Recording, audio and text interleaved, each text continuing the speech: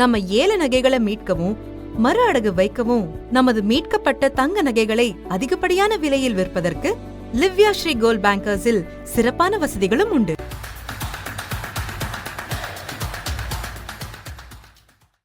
வணக்கம் சார். அப்புறம் நடுவில் ஒரு 3 நாள் கேப் விழுந்து போச்சு, லீவ் போட்டாச்சு. சரி, இன்னைக்கு வெட்டியா எதை பத்தி பேசலாம்? நியூமேக்ஸ் ஏதாவது தகவல் அப்டேட் இருந்தா சொல்லுங்க. சரி, இப்ப நம்ம இந்த வழக்கு முடிகிற வரைக்கும் நியூமேக்ஸ்ல என்ன நடந்துட்டு இருக்குங்கிறத வந்து தினம் ஒரு தகவல், அது ஒரு சின்ன தகவலா இருந்தாலும் அதை பதிவு செய்யறதுன்னு போகலாம். ஏன்னா இப்ப வந்து நியூமேக்ஸ்ல என்ன நடந்துட்டு இருக்குங்கிறதே இன்னும் பல பேருக்கு வந்து தெரியாம தான் இருக்கிறாங்க. புகார் கொடுத்து வாங்கிட்டாங்க, அதுக்கு அடுத்த கட்ட ப்ராசஸ் நடந்துட்டு இருக்குது. ஆனா இப்பவும் கூட எப்படி புகார் கொடுக்கறது, நான் ரெஜிஸ்டர் போஸ்ட்ல புகார் பண்ணியிருந்தேன், அது எனக்கு ரிஜெக்ட் ஆயிடுச்சு, இப்ப நான் திரும்ப நேர்ல போய் புகார் கொடுக்கணுமா, திரும்ப புகார் கொடுக்கறதுக்கு வாய்ப்பு கொடுப்பாங்களா அப்படிங்கிற மாதிரி எனக்கு தெரியாமலே போயிடுச்சு அப்படிங்கிற இதெல்லாம் வந்துட்டு தான் இருக்கு. அப்ப இன்னும் இது வந்து முழுமையாக வந்து மக்கள்கிட்ட வந்து அது முதலீட்டாளர்களுக்கே போய் சேரலங்கிற விஷயம் வந்து தெரிய வருது. அதனால நம்ம வந்து அன்றாடம் என்ன புது தகவல் கிடைக்குதோ அந்த தகவலோட நம்ம வந்து தொடங்கலாம். இப்ப நம்ம போலீஸ்காரங்க ஒரு 3 பேர் ஜாயின் பண்ணதான் நம்ம கடைசி எபிசோட் பேசணும். ஆமா. இப்ப சிவில் சைடுல இருந்து ரெவன்யூ டிபார்ட்மெண்ட் சைடுல இருந்து ஆட்கள் வந்திருக்காங்களா? ஆமா, அதை பத்தி ஏதாவது தகவல் தான் சொல்லுங்க. இருக்குங்க. அதாவது இப்ப நம்ம ஏற்கனவே 5ஆம் தேதி புது அறிவிப்பு, 4ஆம் தேதி புது அறிவிப்பு வெளியிட்டாங்க. 15ஆம் தேதி வரைக்கும் வந்து புகார் பெறுவதற்கான அவகாசம் இருந்தது. நவம்பர் 16ல இருந்து டிசம்பர் 5 வரைக்கும் இதுவரை பெற்ற புகார்களை வந்து ஆய்வு செய்யறது, அதனுடைய உண்மைத்தன்மையை பரிசோதிக்கிறதுங்கிறது தான் அந்த கட்டத்துலதான் இப்ப இருக்கு. அப்ப அந்த உண்மைத்தன்மையை வந்து வெறும் போலீஸ் மட்டுமே வந்து ஆய்வு செய்திட முடியாது. அப்ப வந்து அதுல இருக்கக்கூடிய சர்வே எண்கள் இடம் சம்பந்தப்பட்டதா இருக்கிறதுனால ரெவன்யூ டிபார்ட்மெண்ட், பண விவகாரமா இருக்கிறதுனால வந்து ஆடிட்டிங்ல ஒரு நாலேஜ் இருக்கக்கூடிய பெர்சன்ஸையும் வந்து இதுல வந்து டெப்டேஷன்ல வந்து நியமிக்கணும் அப்படின்னு கோர்ட்டு உத்தரவு. அடுத்தது இந்த தரவுகளை எல்லாத்தையுமே வந்து தொகுக்கணும். அந்த கம்ப்ளைண்ட்தாரர் என்ன, உங்களோட டாக்குமெண்ட் என்ன ப்ராப்பர்ட்டி, யார் ஏஜென்ட், இந்த எல்லாத்தையும் இது பண்றோம். அப்ப டேட்டா என்ட்ரி ஆபரேட்டர்ஸையும் வந்து ஒதுக்கணும். மொத்தம் ஒரு 20 பணியாளர்கள், இப்படி பல்வேறு ஸ்கில்டு இருக்கக்கூடிய பல்வேறு துறை சார்ந்த ஊழியர்களை வந்து கொண்டு வரணும்னு சொல்லி நீதிமன்ற உத்தரவு இருக்கு. இப்ப அதுல ஒண்ணு எக்ஸிக்யூட் ஆயிட்டு இருக்கு. ஏற்கனவே வந்து 3 காவல் ஆய்வாளர்கள் வந்து களத்துல இருக்கிறாங்க. அவங்க விசாரணையை வந்து நடத்திட்டு இருக்கிறாங்க பெட்டிஷன்ல இருந்து.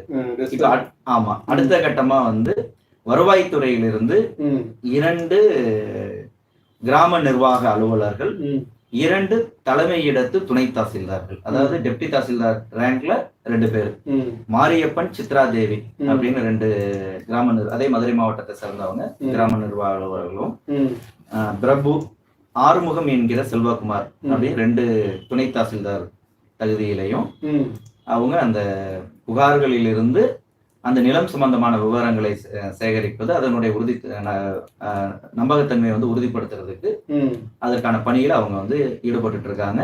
22ஆம் தேதியிலிருந்து டிசம்பர் 5ஆம் தேதி வரைக்கும் இவங்களுக்கு வந்து இந்த சிறப்பு பணி ஒதுக்கி மாவட்ட ஆட்சித்தலைவர் வந்து உத்தரவு பிறப்பிச்சிருக்கிறாங்க. 5ஆம் தேதி வரை வேலையை வந்து செய்வாங்க. ஏன்னா டிசம்பர் 6 வந்து பட்டியல் வெளியிட்டாகணும். இப்ப இது எல்லாமே அப்ப டிசம்பர் 5 வரைக்கும் உங்களுக்கு வேலை இருக்கு. அது வரைக்கும் இவங்க வந்து பணியில வந்து இருப்பாங்க. இது ஒரு தகவல். இதற்கு அடுத்த கட்டமா இப்பயும் இந்த மதுரை பெஞ்ச் வந்து அடிக்கடி ஒரு குறிப்பிட்ட காலம் தான் இருப்பாங்க.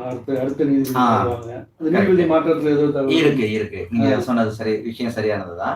ஏன்னா அக்டோபர் 19ஆம் தேதி நீதிபதி டி பரத சக்கரவர்த்தி தான் அந்த சில வழிகாட்டு நெறிமுறைகளை வந்து சொல்லியிருந்தாரு. அவரோட தீர்ப்புப்படியே இதனுடைய ஃபாலோ அப்ங்கிறது வந்து டிசம்பர் 18 வரைக்கும் இருக்கு. ஏன்னா இப்ப டிசம்பர் 6 பட்டியல் வெளியிடணும். 6ல இருந்து டிசம்பர் 10 வரைக்கும் வந்து யாருக்கும் ஆட்சேபனை இருந்ததுன்னா எழுத்துப்பூர்வமா கொடுக்கணும். புகார்தார் முதலீட்டாளர்களும் கொடுக்கலாம், நியோமேக்ஸ் நிறுவன தரப்புலையும் கொடுக்கலாம்னு சொல்லி இருந்தாங்க. அப்புறம் டிசம்பர் 16ஆம் தேதி இறுதி அறிக்கையை நீதிமன்றத்திட்ட வந்து இஓடபிள்யூ போலீஸார் கொடுத்துடணும். 18ஆம் தேதி இதுல வந்து இந்த கேஸ்ல என்ன டெவலப்மெண்ட், எந்த மாதிரி உத்தரவு பிறப்பிக்கலாங்கிறத 18ஆம் தேதி முடிவு பண்ணலாம்னு சொல்லியிருந்தாரு. ஆனா இப்ப பரத சக்கரவர்த்தி அவருடைய இங்க சென்னை மதுரை கிளை உயர் நீதிமன்ற பணிக்காலம் முடிந்து இப்ப சென்னைக்கு திரும்பிட்டாரு. ஆமா, மாறிட்டாரு. இப்ப பரத சக்கரவர்த்திக்கு பதிலாக இன்னும் ஒரு 3 மாதத்துக்கு, அதாவது ஜனவரி 31 வரை 2025 ஜனவரி மாதம் 31ஆம் தேதி வரை நீதியரசர் ஆனந்த் வெங்கடேசன் அந்த வழக்குல வந்து விசாரிப்பார். இப்ப நிறைய பழைய வழக்குகள்லாம் தோண்டி எடுத்து மறு விசாரணை போட்ட கண்டிப்பா கண்டிப்பா கண்டிப்பா ஒரு அப்போ முடிவு தெரிஞ்சிடும். அப்ப கண்டிப்பாக ஒரு இந்த நீதிபதிக்குன்னு ஒரு தனி ஒரு பேரும் ஒரு அவரோட பணி சிறப்பும் வந்து இருக்கு. அது வந்து இந்த நியோமேக்ஸ் விவகாரத்துல சரியான முறையில் அது வந்து பாதிக்கப்பட்ட முதலீட்டாளர்களுக்கு இவர் வழியாகவாவது ஒரு நல்ல தீர்வு வந்து கிடைச்சதுன்னா நல்ல விஷயம்தான். இது ஒண்ணு. இதுக்கு அடுத்தது வந்து என்னன்னு சொன்னா, இந்த சட்ட போராட்ட குழுன்னு சொல்லிட்டு அந்த முதலீட்டாளர்களே ஒரு பிரிவினர் வந்து இருக்கிறாங்க. சிவகாசி ராமமூர்த்தி இவங்க அவருக்காக நம்ம பேசிட்டு இருக்கோம். ஆமா ஆமா ஆமா ஆமா ஆமா ஆமா ஆமா. அவர் என்ன சொல்றாரு இப்ப அவர் வந்து அவரோட, அதாவது சிவகாசி ராமமூர்த்திங்கிற தனிநபராக இல்ல, அவங்களுடைய அந்த குழுவினர் சார்பாக அந்த முதலீட்டாளர்கள் வந்து பல்வேறு மாவட்டங்கள்ல இருக்கிறாங்க. அவங்க எல்லாம் ஒண்ணு சேர்ந்து இந்த வழக்கை ஒரு சரியான திசையில கொண்டு போகணும். ஏன்னா இப்ப இதுல இந்த வழக்குல இருக்கக்கூடிய சிக்கல்னு நம்ம பார்த்தோம் அப்படின்னா, யாருமே ஒரு ஒருங்கிணைந்த முறையில இந்த இதை புரிஞ்சுக்கிட்டு ஒரே நீதிபதி விசாரணையில இது இருக்குதா அப்படின்னு பார்த்தோம்னா அப்படி கிடையவே கிடையாது. அப்ப இந்த சட்ட சிக்கல் வந்து அடுத்து என்ன இதை தவிர்க்க முடியாத ஒரு பின்விளைவை ஏற்படுத்துதுன்னா, இவங்க போடுற ஒவ்வொரு உத்தரவுக்கு எதிராகவும் இதற்கு அடுத்த ஒரு ஹைகோர்ட்ல வந்து மேல் கோர்ட்ல வந்து அப்பீலுக்கு போயிட்டே இருக்கிற ஒரு இடியாப்ப சிக்கல் மாதிரி வந்து ஒரு இதை உருவாக்குது. அப்ப இதை வந்து என்னன்னா, இப்ப நியோமேக்ஸ் தொடர்பா இருக்கக்கூடிய பல்வேறு நீதிமன்றங்கள்ல இருக்கக்கூடிய கேசஸ் எல்லாத்தையுமே ஒரே நீதிபதி அந்த மாதிரி ஒரு சிறப்பாகவோ அல்லது அந்த மாதிரி ஒருத்தவங்க விசாரிக்கிற மாதிரி வந்து கொண்டு வரணும்னு ஏற்கனவே ஒரு கோரிக்கையை வச்சிருக்காங்க. பரத சக்கரவர்த்தி இருக்கும்போதே வச்சாங்க. சரி, அவர் வந்து நான் பெயில் கேன்சலேஷன் சம்பந்தமான இதை மட்டும் தான் பாக்குறதுக்கு என்னோட வரம்பு, இதை வந்து நான் முடிவெடுக்க முடியாது, நீங்க பதிவாளர்கிட்ட வந்து இந்த உங்க கோரிக்கையை வந்து நீங்க முன்வைங்க ஏற்கனவே சொல்லி இருந்தாரு. அது ஒண்ணு பெண்டிங்ல வந்து இருக்கு. இதற்கு இடையில தான் இப்ப இந்த நியோமேக்ஸ், ஏன்னா இந்த பரத சக்கரவர்த்தி பெஞ்சில் அவரோட அமர்வுல அந்த வழக்குல நீங்க எடுத்துக்கிட்டீங்கனாலுமே அவருக்குன்னு சொல்லி சில லிமிடேஷன் இருக்கு. ஏன்னா அது வந்து பெயில் கேன்சலேஷன் கேஸ் பார்த்தது மட்டும்தான். அதுல போய் அவர் எல்லாத்துக்குமான ஒரு உத்தரவை அவர் பிறப்பிச்சிட முடியாது. அப்ப அதுல சில விடுபடல்கள் இருக்குங்கிறத கருதிதான் ஒரு 5 பாயிண்ட்ஸ் வந்து எடுத்துக்கிட்டு இதுக்கெல்லாம் வந்து பரிகாரம் வேணும் அப்படின்னு சொல்லி அதற்காக தனியா வந்து வழக்குகளை வந்து தொடுப்பதற்கு தயாராக இருக்கிறார்கள். தயாரிப்பு பணியில இருக்கு. அது தொடர்பா அவருடைய முகநூல் பக்கத்திலேயும் வந்து பதிவு செய்திருக்கிறாரு. இப்ப அதன்படி பார்த்தோம்னா ஒரு 8 பெயில் கேன்சலேஷன் பெட்டிஷன்ஸ் வந்து போட போறாங்க. 8 பேருக்கு எதிராக 8 பேருக்கு வந்து பெயில் நீங்க கொடுக்க கூடாது. பெயில் கேட்டிருக்காங்களா இல்ல பெயில் வாங்கிட்டாங்களா? அவங்க பெயில் வாங்கிட்டாங்க. வாங்கின பெயில கேன்சல் பண்ண சார்லஸ்க்கு என்ன நடக்குதோ அதேதான். கண்டிப்பா கண்டிப்பா சார்லஸ் விவகாரத்தை நம்ம தனியா ஒரு பேச வேண்டியது இருக்கு. நியோமேக்ஸ் நிறுவனத்துக்கு எதிராகவே ஒரு பெரிய கம்பெனி நடத்திருக்காரு போல இருக்கு. கண்டிப்பா கண்டிப்பா கண்டிப்பா அது பேசுவோம். அப்ப அந்த பேசிஸ்ல பார்த்தோம்னா ஒரு 8 பெயில் கேன்சலேஷன் இது வந்து வரப்போகுது. அது வந்து நீதியரசர் ஆனந்த் வெங்கடேசன் முன்பாக தான் அது விசாரணைக்கு வரும். அவர் தான் பார்க்கணும். இதை தவிர முழுக்க இது வந்து கிரிமினல் சைடு பெயில் இது தொடர்பான வழக்குகள் இவர் பார்க்கிறாரு. சிவில் சம்பந்தமா உரிமையில் சம்பந்தமா பார்க்கக்கூடிய நீதிபதியா வந்து நிர்மல்குமார் இருக்கிறாரு. நீதியரசர் நிர்மல்குமார். சரி, அவர்கிட்ட என்ன மாதிரியான வழக்குகளை வந்து முறையிட போறாங்கன்னா, ஒண்ணு இந்த வழக்கை வந்து சிபிஐ விசாரணைக்கு வந்து மாத்தணும். ஆமா, இது தஞ்சையை சேர்ந்த கௌதமி அப்படிங்கிறவங்க வந்து தொடுத்த ஒரு வழக்கும் இருக்கு. இவங்க வந்து ஃப்ரெஷ்ஷா வந்து சேம் அதே கோரிக்கையை வந்து போறாங்க. ஏன்னா இவங்க இது மாநில அரசினுடைய கட்டுப்பாட்டோட தான் வந்து இருக்கு. இவங்களுக்கு ஒரு கோடி வந்து இல்லாம இருக்கு. ஒருவருக்கும் வந்து உயரதிகாரிகளுடைய உத்தரவை வந்து எதிர்பார்த்து இருக்கிற மாதிரி இருக்கு. ஒரு பணியாளர் வேணும், ஒரு இன்ஸ்பெக்டர் வேணும் அப்படின்னு சொன்னாலுமே வேற துறையை சார்ந்து ஒரு உதவியை கேட்கிற மாதிரி இருக்கு. ஒரு ரெவென்யூ டிபார்ட்மெண்ட்ல ஒரு இடத்தை அட்டாச் பண்ணணும் அப்படின்னு சொன்னாலுமே இஓடபிள்யூ போலீசார் மட்டுமே நினைச்சா அதை வந்து செய்ய முடியாது. அதுக்கு வந்து வருவாய்த்துறையோட உதவியும் வந்து தேவையா இருக்கு. பல நேரங்கள்ல இங்க நியோமேக்ஸ் வழக்குன்னு கிடையாதுங்க, இப்ப நம்ம திருச்சியில இருக்கக்கூடிய பிரணவ் ஜுவல்லரி வழக்குல கூட நீங்க எடுத்துக்கிட்டீங்கன்னா அந்த இடம் சம்பந்தமான ரெவன்யூ டிபார்ட்மெண்ட் சப்போர்ட் இல்லாமலேயே ஒரு இடத்தை ஐடென்டிஃபை பண்ணியும் இன்னும் அட்டாச் பண்ண முடியாம வந்து 9 மாதங்களா இருக்கிறாங்க. அது பெரிய சிக்கலே. இந்த எம்எல்எம் பொறுத்த வரைக்கும் நிலம் சார்ந்து நடக்கிற எல்லா பிரச்சனைக்குமே இந்த பிரச்சனை இருக்குது. கண்டிப்பா உடனே தீர்க்கிறதுக்கான வழிவகையே இல்ல இங்க. இல்ல இது நம்ம பாக்குறதுன்னா அரசு துறை நிறுவனங்களுக்கு இடையிலே கூட ஒத்துழைப்பு இல்லாம இருக்குங்கிறது ஒரு பிரச்சனை. அதுதான் பிரச்சனை. ஆமா, இப்ப இது வந்து நம்ம வந்து வெறுமனே சொல்றதால நியோமேக்ஸ் வந்து கேஸ் வந்து ஒழுங்கா கவர்மெண்ட் வந்து ஈஓடபிள்யூ போலீஸை ஒழுங்கா ஹேண்டில் பண்ணல, காலம் கடத்துறாங்க அப்படின்னு அதுக்கு பின்னாடி போய் பார்த்தோம் அப்படின்னா அதுல பல கதை இருக்கு. ஒவ்வொரு துறை டிபார்ட்மெண்ட்டுமே அவங்களுக்குள்ள ஒரு ஈகோ கிளாஸ் இருக்கு. ஆமா, ஆஃப் த ரெக்கார்டா தகவல் சொல்றதுன்னா அது மாதிரி சொல்லலாம், சொல்லிதான் ஆகணும், வேற வழி கிடையாது. ஓகே, நம்ம ரெக்கார்டாவே சொல்லிடுவோம். அதாவது ஒரு ஈஓடபிள்யூ இதுல இருந்து ஒரு இடம் சம்பந்தமா ரெவன்யூ டிபார்ட்மெண்ட்ல ஒரு சட்ட ரீதியா தான் அதை முயற்சி பண்றாங்க. அதை வந்து அட்டாச் பண்ணணும், இது யார் பேர்ல உரிமை இருக்குது என்ன அப்படிங்கிற டீட்டெயில கேட்கறதுக்காக 9 முறைக்கு மேல இங்க இருந்து சென்னை வரைக்கும் போயிட்டு வந்துட்டாங்க. ஒரு குறிப்பிட்ட மாவட்டத்தில் இருந்து அது நேரடியா வந்து அந்த ஈஓடபிள்யூனுடைய கான்ஸ்டபிளோ அல்லது வந்து எஸ்ஐ ரேங்க்ல இருக்கிறவங்களோ ஒரு போலீஸ் அதிகாரி நேர்ல போயுமே வேலைக்கு ஆகல. அது ப்ராப்பரா வந்து இன்னைக்கு இல்ல, ஆள் இல்ல. அதாவது ஒரு சாமானியன் வந்து ஒரு மனு கொடுத்துட்டு ஒரு பட்டாவில பேரை மாத்தணுங்கிறதுக்கு எப்படி வந்து நாய் அலைச்சல் அலைவானோ அதே அலைச்சல் ஈஓடபிள்யூ போலீசாரும் எதிர்கொண்டு இருக்கிறார்கள்ங்கிறது தான் யதார்த்தமான உண்மை. இந்த உண்மையை நம்ம வந்து பதிவு பண்ணணும். அப்ப இது வந்து ஒரு அரசு துறை தான் வந்து அரசு தான் இதை வந்து ஒரு கோஆர்டினேஷனை வந்து பண்ணணும். அது வந்து இந்த நியோமேக்ஸ் வழக்குல இவ்வளவு தாமதங்களுக்கு அது ஒரு முக்கியமான காரணமா இருக்கு. அப்ப இந்த லிமிடேஷன்ஸ் எல்லாம் கணக்குல எடுத்துக்கிட்டு தான் டைரக்டா வந்து சிபிஐ விசாரணைக்கு வந்து போறதுங்கிற ஒரு கோரிக்கையை வந்து வச்சிருக்காங்க. இது ஒண்ணு. ரெண்டாவது டிமாண்ட் வந்து நியோமேக்ஸ் வந்து இது வரைக்கும் வசூலிச்ச தொகை எல்லாத்தையுமே ஒரு 95% வரைக்கும் பினாமி பேர்ல தான் சொத்தை வந்து வாங்கி போட்டுருக்காங்க. 5% மட்டும்தான் ஒரு கணக்கு காட்டுறதுக்காக. இப்ப நியோமேக்ஸ் ஒரு பேர் மட்டும்தான் இருக்குது. கண்டிப்பா கிளை நிறுவனங்கள் இருக்குது, துணை நிறுவனங்கள். அதுல அதுக்கு கீழே பேரு ஆளுங்க பினாமி தான். அப்ப வந்து 95% இடம் வந்து பினாமி பேர்ல இருக்கிறப்ப இப்ப ஈஓடபிள்யூ போலீசாரால அதை வந்து கையகப்படுத்துறதுல பல்வேறு சட்ட சிக்கல்கள் வந்து இருக்கு. அப்ப எஃப்ஐஆர்லயே அந்த பினாமி சட்டத்தையும் வந்து சேர்க்கணும். அத வந்து ஒரு கோரிக்கையா வந்து அதுக்காக ஒரு தனியா ஒரு மனு வந்து போடுறதுன்னு சொல்லி இருக்கிறாங்க. அடுத்தது பணமா கொடுக்கறதா இருந்தா அசல், வட்டி, முதிர்வு தொகை 3 சேர்ந்துதான் வந்து இப்படிதான் நீ சொல்லி வாங்கின, அப்ப அதன்படி எனக்கு கொடுக்கணும். ஒண்ணு. நிலமா கொடுக்கறேன்னு சொன்னா அரசு வழிகாட்டி மதிப்பு என்ன இருக்குதோ அதன்படி நீ கொடுக்கணும். இதான் இவங்க டிமாண்ட். ரெண்டுமே சிக்கலானதா. இப்ப இதுக்கு என்ன உதாரணத்தை அவங்க முன்வைக்கிறாங்கன்னா இந்த நியோமேக்ஸ் வழக்குல அந்த எஃப்ஐஆர் பதிவாகிறதுக்கு முக்கியமான காரணமே முதல் புகார்தாரரு அந்த சங்கரேஸ்வரன்கிறவர் தான். இந்த பள்ளிக்கூடத்துக்கு ஆமாங்க. அந்த சங்கரேஸ்வரனுக்கு வந்து புகார் கொடுத்த உடனேயே இவங்க செட்டில்மெண்ட்டுக்கு வந்து நீதிமன்றத்துல சில டாக்குமெண்ட்ஸ் வந்து சப்மிட் பண்றாங்க. அதை மீறிதான் எஃப்ஐஆர் ஆனதுன்னு வைங்க. நாங்க கூப்பிட்டு இங்க விசாரிச்சுட்டு இருக்கிறோம், இங்க நீ செட்டில்மெண்ட் பண்ணாம கோர்ட்டுக்கு போனோம்னா அங்க நீ செட்டில்மெண்ட்டுக்கு போயிடவே முடியாதுன்னு கேஸ் போட்டாங்கன்னு வைங்க. அந்த சங்கரேஸ்வரனுக்கு எப்படி நீங்க தீர்வை ஏற்படுத்தி கொடுத்தீங்களோ, சங்கரேஸ்வரன் பேர்ல தான் அந்த புகாரே பதிவாயிருக்கு, அதுலதான் எஃப்ஐஆரே போட்டிருக்கிறேன்.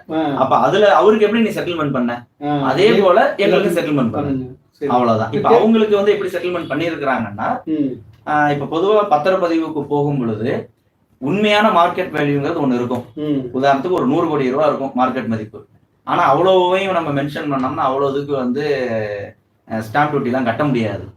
அப்ப பேருக்கு வந்து 10 கோடின்னு வந்து கமர்ஷியல் ரேட். அரசு வழிகாட்டி மதிப்புன்னு ஒண்ணு இருக்கு, சந்தை மதிப்புன்னு ஒண்ணு மென்ஷன் பண்ணுவாங்க பத்திரத்துல. அது கண்டிப்பா பண்ணிதான் பத்திரமே பதிவு ஆகும். எந்த ஒரு பத்திரத்திலயுமே நீங்க எடுத்துக்கிட்டீங்கன்னா அரசு வழிகாட்டி மதிப்புன்னு ஒண்ணு மென்ஷன் பண்ணுவாங்க, சந்தை மதிப்பையும் அதுல நீங்க மென்ஷன் பண்ணணும்.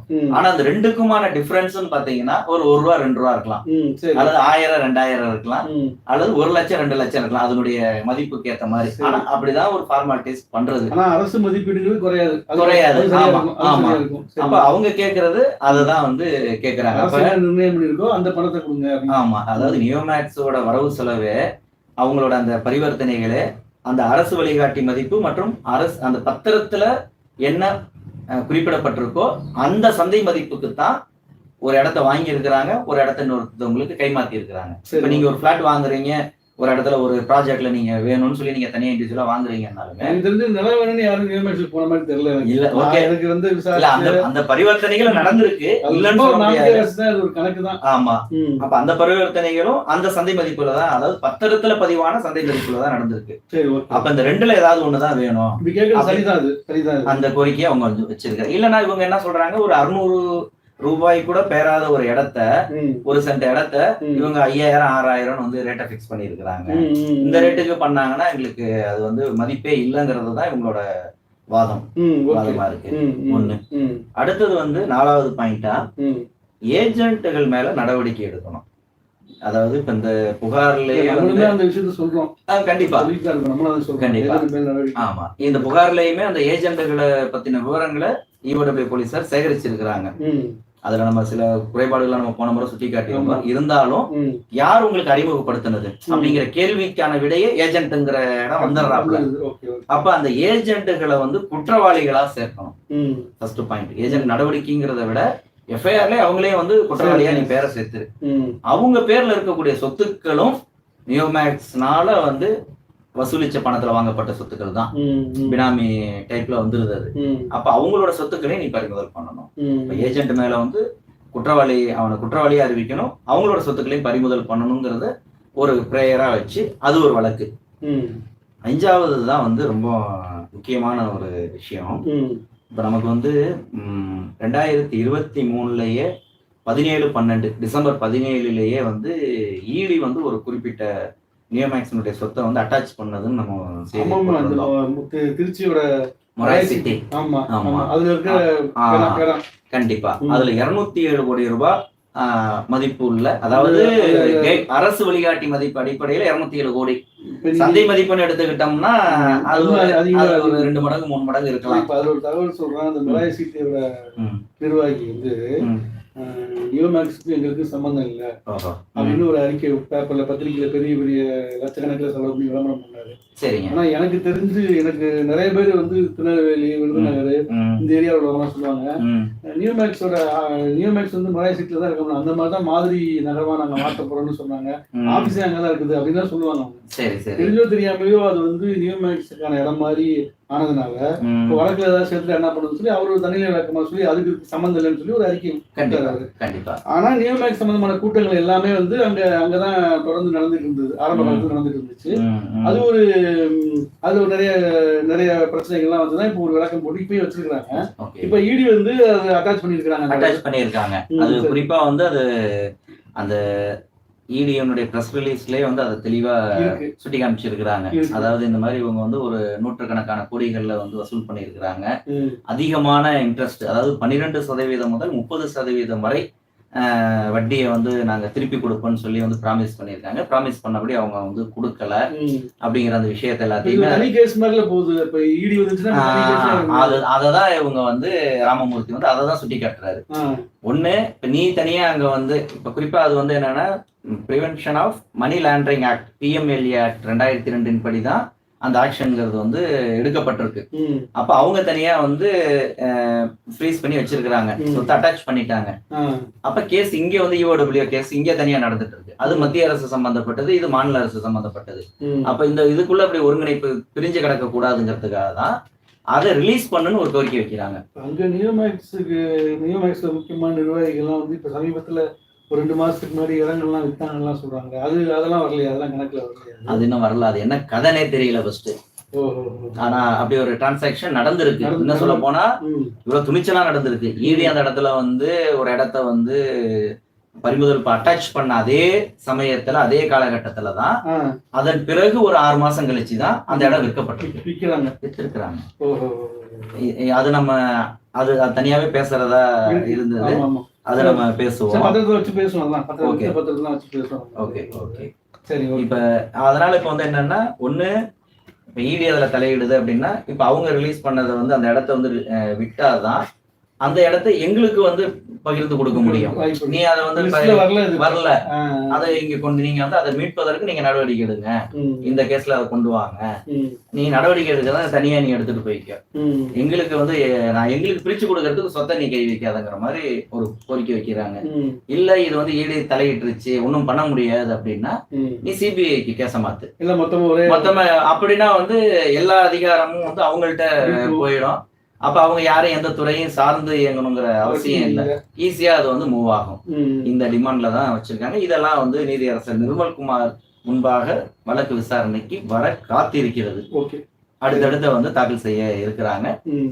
இதன் பிறகு இதனுடைய அப்டேட் என்னங்கிறத தொடர்ந்து வந்து பார்ப்போம். ஃபர்னிச்சர்ஸ்ல எத்தனை வெரைட்டிஸ் இருக்கோ அத்தனை வெரைட்டிஸும் உள்ள ஷோரூம்னா அது நம்ம கவி ஃபர்னிச்சர் தான். இல்லன்னு சொல்ல இடமே இல்ல. கவி ஃபர்னிச்சர், திருச்சி 1.